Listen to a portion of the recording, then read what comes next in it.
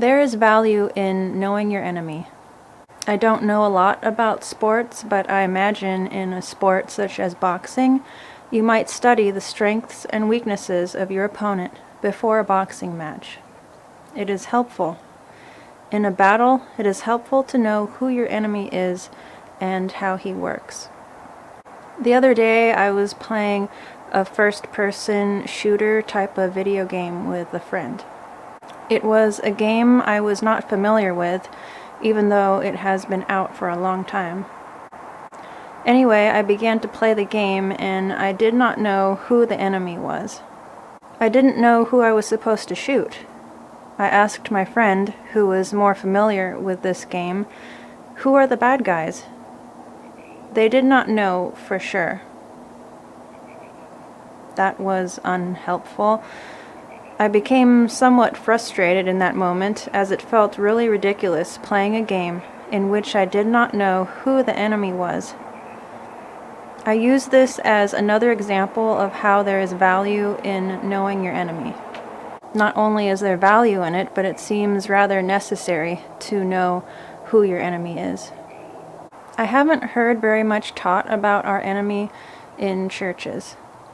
I'm not sure why, other than maybe it's because it's not the prettiest subject and maybe it makes people uncomfortable. Or maybe it comes off as spooky or something. It's not as pretty as a psalm. And who knows, the subject might be so unpleasant that it might diminish your appetite, so you won't enjoy the meal you have after Sunday church services. And who would want to make that great sacrifice for the sake of knowing more about your enemy? Kind of made me think of this cartoon, or whatever it is that I saw on the internet, which I will show you now.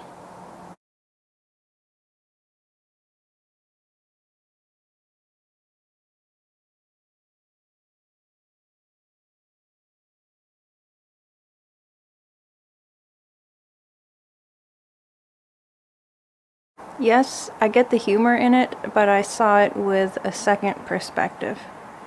Certain realities are not always pretty, and you can choose ignorance and choose blindness if you want, but I'm not here for that. Let's deal with reality as much as possible. Put the glasses back on, or perhaps put them on for the first time. So, putting aside the unattractiveness of such a subject as our enemy, the devil, it is very important to know how he works so that we can be in a better position to oppose him. I wouldn't want to be ignorant of his devices. A device is a plan, method, or trick with a particular aim. Take a look at these Bible verses with particular focus on the last part. I'm going to read the same 2 verses, but in 2 different translations. Now whom you forgive anything, I also forgive. For if indeed I have forgiven anything, I have forgiven that one for your sakes, in the presence of Christ, lest Satan should take advantage of us, for we are not ignorant of his devices. When you forgive this man, I forgive him too. And when I forgive whatever needs to be forgiven, I do so with Christ's authority for your benefit, so that Satan will not outsmart us, for we are familiar with his evil schemes. Speaking of Satan, it says, we are not ignorant of his devices, and for we are familiar with his evil schemes. I think it would be good to be able to say that we are not ignorant of his devices, too. Ignorance in this field of knowledge does not help. I will share with you what I've learned about our enemy. Think of it like intel about the enemy. I'm not sure how organized my thoughts will be, but I'll go ahead and share them with you anyway. Be sober-minded and alert. Your adversary, the devil, prowls around like a roaring lion, seeking someone to devour.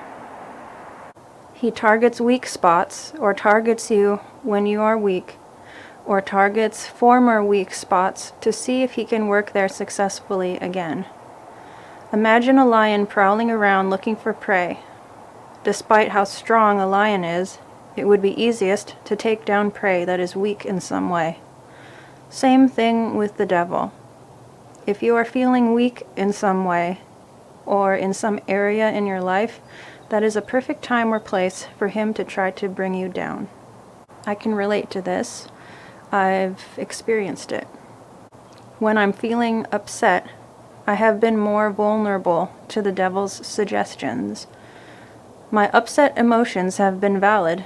However, the Lord taught me this. My feelings are not without reason, but don't let the enemy use them to his advantage. Don't be fooled. So yes, you might have valid reasons to be upset, but don't let the enemy use those charged emotions to steer you into thinking or doing wrong things. This is a good segue to the next point. He will try to use something that is true to his own twisted end. Like my example of when I've been upset. Yes, my reason for being upset is valid. That is the true part, but the devil will use that to try to get me to do or say things that are not right. I probably don't have to tell you, he is not above trying to use Bible verses to his own twisted end as well. Whatever works, it doesn't matter to him. He will use something that is true, but twist it around to something that is wrong. For example, the Bible verse about wives submitting to their husbands. Sure, that is true, but in light of the entire scriptures, I do not believe a wife should submit to her husband if he asked her to lie, for example, or do something that is not right. And it is manipulative for that Bible verse to be used to influence a wife to do something like that. You can probably think of how some other Bible verses are used to manipulate in a twisted way. And my next point is, the devil often starts with a doubt. Think Garden of Eden, to get in the door or put his foot in the door. He will often begin with a doubt in your mind. Then, when you give that doubt the time of day, he can continue to work his deceptions from there. For example, him introducing a thought that invokes doubt and fear, such as, maybe you aren't really saved. Maybe when you die, you won't make it to heaven. If you start to think about that doubt, you could start to be worried about it all the time. The Bible is clear about how a person is saved. Moving on, he targets effective ones that are doing damage to his works or are on the way to do him damage.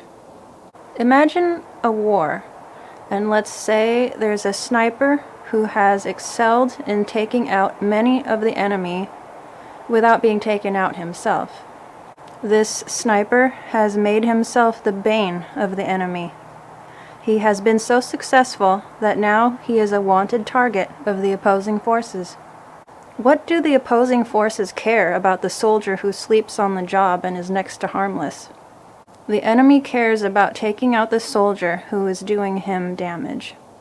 I have to some extent experienced this also. When some good gain is made, shortly thereafter, something comes to try to steal that success away. Or various things try to take you down. I have thought that if I just fell back to being a harmless, mediocre Christian, harmless against darkness, that is, I would not have to deal with so many battles. But I don't want to do that, and I don't think I can afford to do that. Next, the devil will bring back your past to try to trip you up by either weighing you down with the shame of things you did wrong in the past, or by telling you that because you did things wrong in the past, that must be who you really are and will always be. Or maybe by bringing the memory of them back to you out of the blue just to depress you.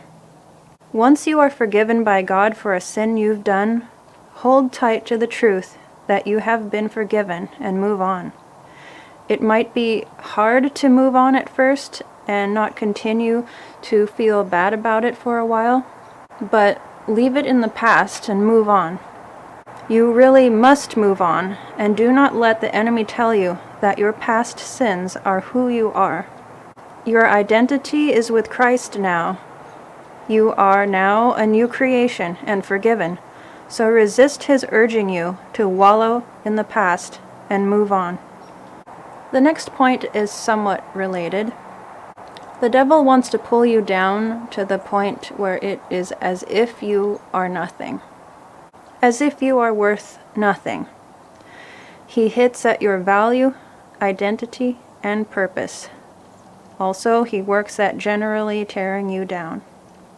I said he hits at your value, identity, and purpose. I don't know about you, but there have been times in my life where it felt like I had no value. I'm not sure what my identity was, and I definitely did not know what my purpose was. It was God who gave me value, identity, and purpose. Doesn't it make sense that the devil would want to diminish your value to worthless? Make your identity so clouded that you don't even know who you are, and make you feel as if you have no good purpose at all? It makes sense that the devil would want to make a person who is so very valuable to God feel like they are worthless. There are many ways he can make a person feel worthless. I will not try to list them all. Just be aware that whenever you are feeling worthless, that is not God. God does not view you as worthless. God will always try to turn you around to be redeemed, to have hope, to have a future. Also, here's a hot tip. Whenever you hear you never do anything right, or some variation of that, I can tell you that is not from God and not from you. That is from the enemy, whether you hear it in your thoughts or hear it from someone else's mouth. Moving on, be aware of his access through others or those around you, even those closest to you. The devil can suggest a thought to someone, and if they are not aware enough, they can then speak it in general or speak it to you. I'm not saying this person is necessarily evil. They could just be unguarded in what they are saying. Personally, I have found it helpful to simply be aware that people around me, even those closest to me, can be weak at times and say something that really wasn't good, that was really something that helped the enemy's cause. I can say for certain that I have done the same at times. We have the responsibility to not be a tool for the enemy, so be careful what you speak. My next point is our enemy has good timing, has good strategies, and is skilled in his work. He's not a joke. He's rather impressive at times. When battling, he sometimes gets a blow in that hits you on the chin and shakes you. Other times you can successfully spar or fend off, as with a sword, his attempts very well. This is quite a happy thing to be able to do. Maybe some people think the devil is a joke. I do not think he is a joke. At times I have been impressed by his schemes, like a man in a boxing match might for a moment be impressed with how well his opponent landed a punch. I can look back at times when, yes, the devil really landed a good one. He had great timing, knew what he was doing, knew where it would hurt me, and landed it. I was not helpless in the matter. I have the armor God has given me to use. It's just that maybe I wasn't using it right or wasn't being alert. Maybe I didn't have the shield up, or maybe I did get knocked down, but by God's grace I am able to get up again. It's just that I would be lying if I said the devil didn't ever land a good one because it has happened to me more than once. At other times, I see his punch coming and it misses me by a mile. I saw the whole thing, the whole attempt at getting to me, and it seems like a really pitiful attempt. Like the "you never do anything right" thought or statement that I mentioned before. It's like sometimes that can be thrown by the enemy like a punch, but I'm already aware of that one, so it misses me. It was completely ineffective for him, and I'm amazed he would even try that one anymore. And I'm happy that I'm not ignorant of it. He can be blatant, but also very subtle, using anything or the smallest things to get at you. Whatever works, sometimes his attempts are impressive and sometimes they are laughable.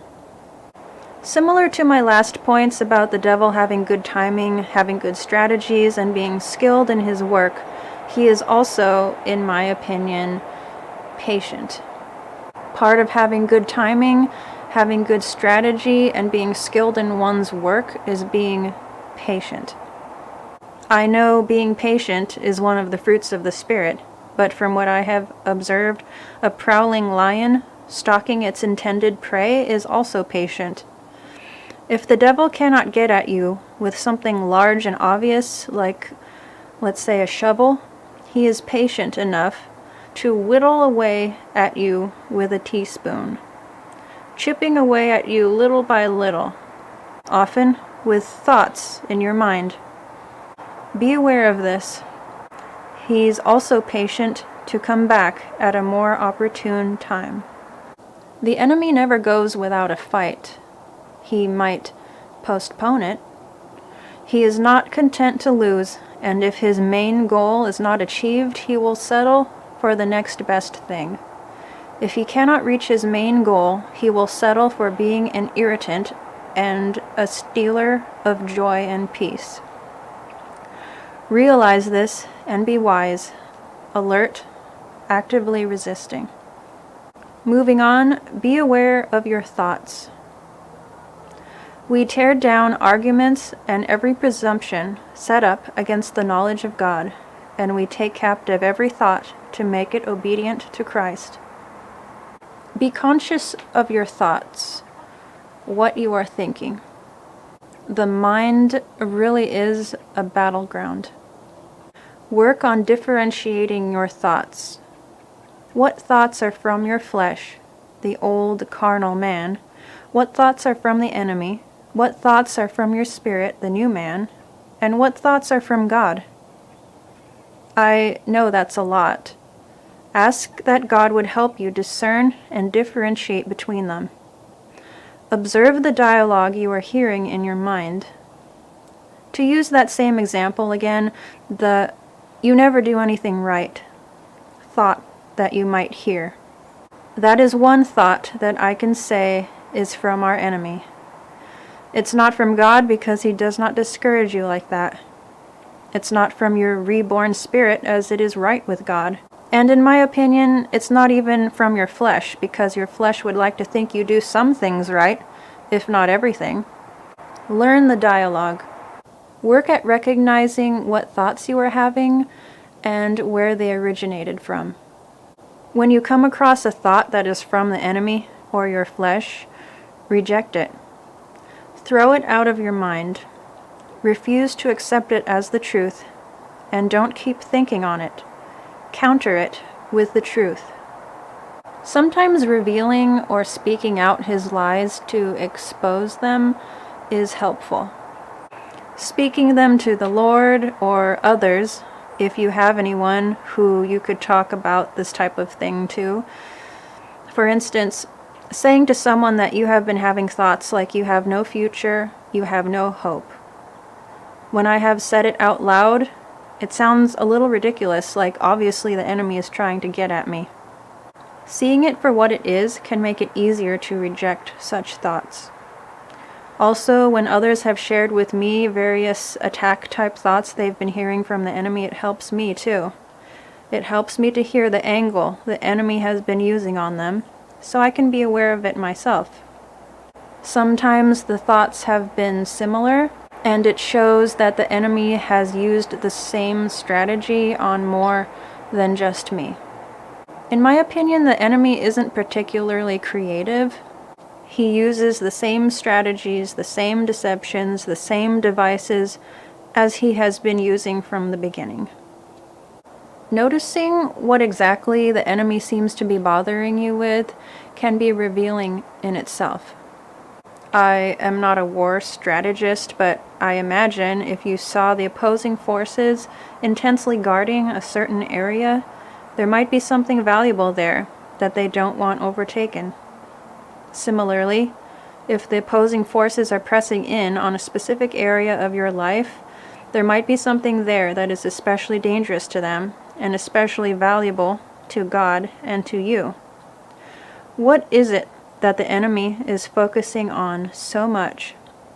It can be something very important for God's purposes in your life, and something potentially very damaging to the enemy. So, noticing what the enemy is pressing so hard against in your life can be revealing. Sometimes I hear somebody speak about themselves in a bad way. For example, repeatedly, I've heard someone say about themselves, "I'm stupid." I have repeatedly corrected them, saying, "You're not stupid." Why speak bad things about yourself? Your words have power. If you're feeling stupid and must say something about it, at least say something like, "That was stupid of me," instead of the outright declaration of, "I'm stupid." Over time, this person, who I had repeatedly corrected when they would say of themselves, "I'm stupid," improved how they spoke of themselves. I could see they were actually becoming conscious of what they were saying about themselves and would either say something else that wasn't "I'm stupid," or would correct themselves if they did. I saw this change in them and was glad about it. Then some time passed and they said of themselves, "I'm stupid," again. I corrected them again, saying, "You're not stupid." And maybe this is sort of mean to say, but inwardly I was unimpressed with their weakness. I mean, I have my own weaknesses. My point is, yes, it takes effort. It takes effort. It takes work to take your thoughts and your speech captive. It takes diligence and not laziness. There are times when people are weak and let a thought or spoken words go without making them right. Even so, my charge to you is resist, fight against thoughts and words that are from the enemy and not from God. Resist and fight for your welfare and for the welfare of others. It makes me think of this video game called Mortal Kombat, where at the beginning of a match, there is the instruction to fight.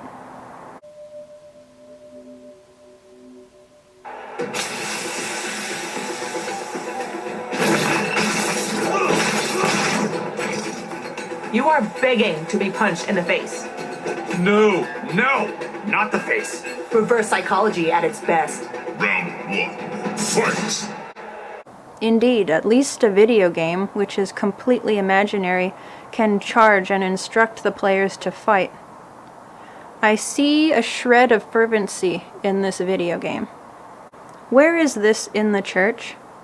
The charge to fight in the battleground of your mind and over the words you speak, which is not imaginary, but so very real and important. Where is the fervency? Is there any fight left in the church? I ask that as a rhetorical question. I know, by God's grace, there is still fight left in the church. I do not think it is mainstream, however. Speaking of being unimpressed, I know someone who acts tough. Like, in my mind, they would be a good fighter, whether verbally or physically. They even dress the part in their clothing and they open carry. I'm not against open carrying, I'm just painting the picture for you. They look and act tough. They sound commanding in their tone of voice. However, I am unimpressed because I have observed that they have buckled at the smallest poke from our enemy, the devil. Seriously, okay, you're tough. You're tough in the strength of man. That's fine. Can you fight the spiritual battle? A final word. Be strong in the Lord and in his mighty power. Put on all of God's armor so that you will be able to stand firm against all strategies of the devil. For we are not fighting against flesh and blood enemies, but against evil rulers and authorities of the unseen world, against mighty powers in this dark world, and against evil spirits in the heavenly places. After verse 12, which I just finished reading, it goes on to talk about the armor of God, which I recommend reading if you haven't already. This next point is similar to the first point I made, but I wanted to talk a little more about it. Take a look at this verse.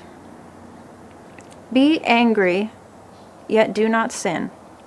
Do not let the sun set upon your anger, and do not give the devil a foothold. I've known this Bible verse for a long time. I understand it a little more clearly now. Maybe you already have learned for yourself what I'm about to say, but I find it very interesting that this verse says, "Be angry, yet do not sin." I find it interesting because personally, I have found that one of my weaknesses is that I have tended to sin when I am angry, and this verse points to that. It specifically points out anger and sin. I mentioned something like this earlier about having legitimate emotions, but don't let the enemy use them to his advantage. It is not a sin to be angry. There are times when it is a valid reaction, and even God can get angry. Even so, when I am angry, I should not sin. I think this relates to another point I made earlier about the enemy making his move on you when you are feeling weak. If I were the enemy and I saw someone was legitimately angry, that would be a perfect time to try to get them to say or do something wrong. I bring this point up because I have noticed in myself that has been a weak point of mine. That when I am angry, I have been prone to sin. And I hope that pointing this out might help anyone else who might sin when they are angry. I'm not giving up on this current weakness of mine.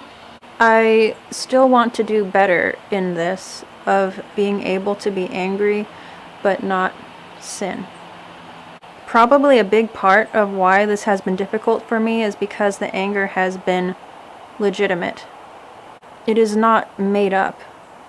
In fact, I can put up with a lot before I get angry. I probably put up with too much before I do get angry. A clear and obvious and hurtful offense is done, unjustly done, unthinkingly done, and as a result, I become angry. I am angry at the injustice of it and how it was so recklessly done, and from a professing Christian. As if the person didn't even think at all before they did it. Which should not be a surprise to me. I mean, cynically speaking, that's such a lot to ask of someone that they would think.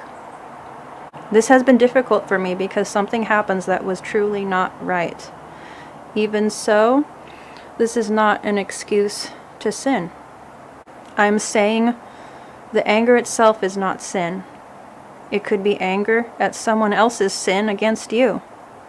Anyway, just be aware that anger can be a weak point that the enemy will try to move in on and either encourage you to sin or somehow get in a foothold through your anger. A foothold such as unforgiveness. I will start to close my message. I could go on and on about how the devil works in the lives of people. I'm sure many other believers out there could share what they have learned about his strategies as well. And in a way, I wish this was spoken about more in church so we would be more knowledgeable about it instead of ignorant about it. I'm not saying let's talk about the devil every Sunday at church and make him a major focus. No, I'm saying let's not act like we have an insignificant enemy or act like it's unimportant to become somewhat knowledgeable of his devices. Here are some parting points to consider. You are of your father, the devil, and your will is to do your father's desires. He was a murderer from the beginning, and does not stand in the truth, because there is no truth in him. When he lies, he speaks out of his own character, for he is a liar, and the father of lies. It's interesting to me that it says the devil is the father of lies. Makes me wonder if every lie has originated from him. Also interesting to me is that Jesus spoke those words when he was talking to some Pharisees. He said their father was the devil. I remember this when I hear people saying things like everybody is a child of God. According to Jesus, that is not so. Some people are children of the devil. Talk about an unpleasant truth. To end with somewhat more optimistic points, the one who practices sin is of the devil, because the devil has been sinning from the start. This is why the Son of God was revealed, to destroy the works of the devil. That last part is striking. The Son of God was revealed to destroy the works of the devil. Once I learned that, I began to pray that all the works of the devil would be destroyed in various people's lives. What a wonderful thing that the devil's works would be destroyed. I would want all the ground that the enemy has taken to be regained, to be won back.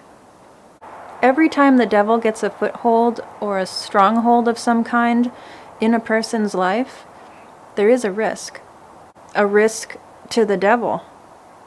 The risk being that God will help that person out of that stronghold or help that person to take back that foothold and free them.